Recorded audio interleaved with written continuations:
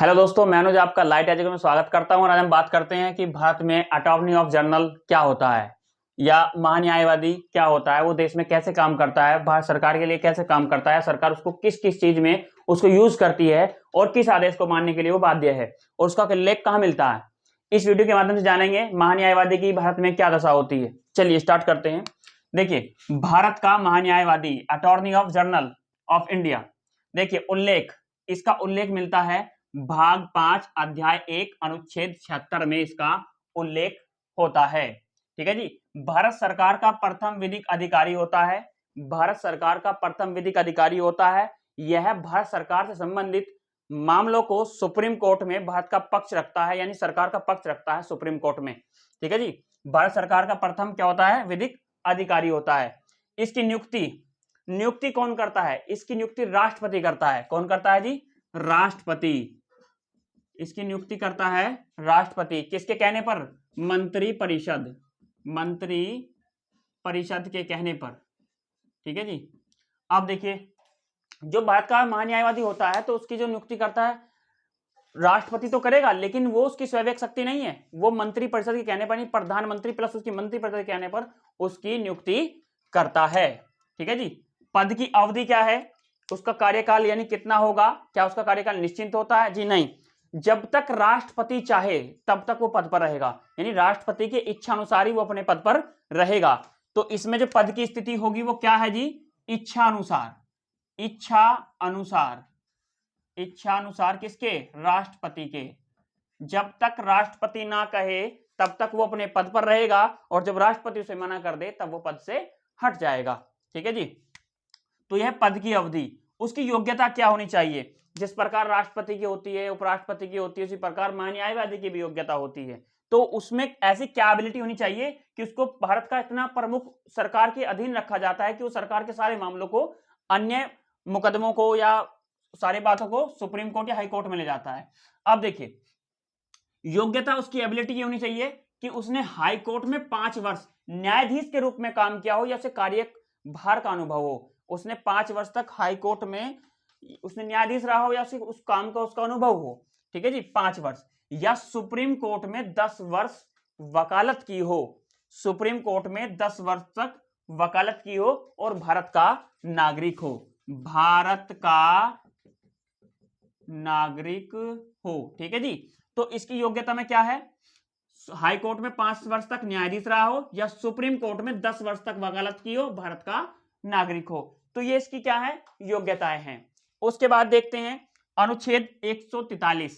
देखिए, राष्ट्रपति के कहने पर या राष्ट्रपति के आदेश पर आर्टिकल 143 के अकॉर्डिंग महान्यायवादी राष्ट्रपति के आदेश पर भारत सरकार का प्रतिनिधित्व करता है, यानी वो संसद में बैठ सकता है, बोल सकता है और कार्रवाई में भाग ले सकता है। तो अनुच्छेद 143 के अकॉर्डिंग ही देखिए, इसको भारत सरकार का पक्ष कहां रखता है? सुप्रीम कोर्ट में। लेकिन अगर राष्ट्रपति इसको आदेश दे तो 143 के तहत वो हाई कोर्ट में भी भारत सरकार की सुनवाई को यानी पक्ष को रख सकता है। ठीक है जी। तो ये 143 है, राष्ट्रपति के आदेश पर वो काम करेगा। उसकी सीमाएं क्या हैं? क्या वो सरकार के विरुद्ध भी, जब वो मुख्य न्यायाधीश की तरह काम करेगा या वकील की तरह काम करेगा, तो फिर वो क्या सरकार के विरुद्ध भी बोल सकता है? क्या वो सरकार के विरुद्ध फैसले ले सकता है? क्या बिना सरकार की अनुमति के कुछ करेगा? नहीं जी। यह व्यक्ति जब सरकार की इच्छा अनुसार नियुक्त अपॉइंट किया गया है तो सरकार के विरुद्ध तो बोल ही नहीं सकता, नॉर्मल सी बात है। तो इसकी लिमिट बनाई गई है। इसकी लिमिट यह है कि आप सरकार के खिलाफ कभी नहीं बोलोगे और उनके खिलाफ कोई मुकदमा नहीं लड़ोगे। आपका सिर्फ काम यह है कि आप हमारे भारत सरकार संबंधित मामलों को आपको सुप्रीम कोर्ट में ले जाना है, ये आपका काम है। ठीक है जी। तो इसकी सीमा, इसको बाउंडेशन किया गया है कि आप भारत सरकार के खिलाफ नहीं बोल सकते और उनके विरुद्ध कोई मामला नहीं ला सकते। सिर्फ आपका काम होता है कि भारत सरकार का कोई मामला है तो सुप्रीम कोर्ट में लेके जाओ और हमारा पक्ष रखो। ठीक है जी। तो इसकी क्या है? लिमिट है। मुख्य अधिकारी के रूप में वो क्या क्या काम करता है, क्या उसकी शक्तियां होती हैं? मुख्य अधिकारी के रूप में वह संसद के दोनों सदनों की कार्रवाई में भाग ले सकता है, लोकसभा राज्यसभा दोनों में जा सकता है, बोल सकता है और उनकी कार्रवाई में भाग ले सकता है। ठीक है जी। तो संसद की दोनों सदनों में वो जा सकता है, कार्रवाई में भाग ले सकता है। दूसरा, लेने के साथ क्या वो अपना वोट भी डाल सकता है? नहीं जी। देखिए, उसको बोलने का अधिकार है, संसद की कार्रवाई में भाग लेने का अधिकार है, लेकिन वोट का अधिकार नहीं है, वो मत नहीं दे सकता। तो जब ये दोनों सदनों की कार्रवाई में भाग लेता है, क्या वो संसद का सदस्य होता है? नहीं, ये संसद का सदस्य नहीं होता, संसद का सदस्य नहीं होता, क्योंकि आर्टिकल 143 के तहत ही राष्ट्रपति के आदेश पर यह भारत सरकार का प्रतिनिधित्व करता है, बाकी इसमें कोई उद्देश्य नहीं है। ठीक है, तो ये वोट नहीं डाल सकता, क्योंकि संसद का मेंबर ही नहीं है, तो वोट कहां से डालेगा?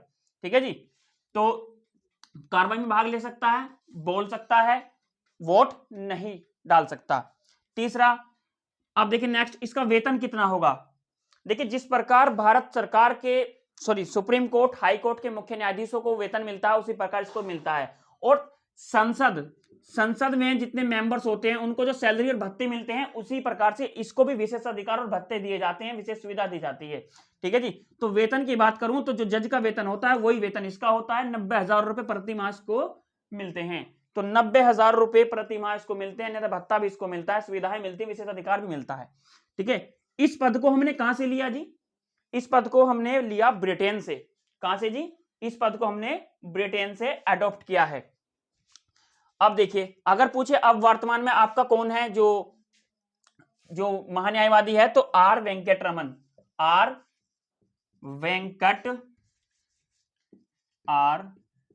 वेंकटरमनी हैं। ठीक है जी, ये 1 अक्टूबर 2022 को बने, 1 अक्टूबर 2022 को बने और 3 साल के लिए अपॉइंट किए गए हैं, 3 इयर्स। ठीक है, 3 साल के लिए इसको अपॉइंट किया गया है। तो ये भारत का एक ऐसा न्यायवादी होता है, एक तरह से वकील होता है भारत सरकार के पास। ये जो भारत सरकार के लिए कोई प्रॉब्लम या सरकार पर कोई सवाल उठाए जाते हैं, तो वो यही व्यक्ति वो होता है जो सरकार के अन्य मामलों को कहां लेकर जाता है?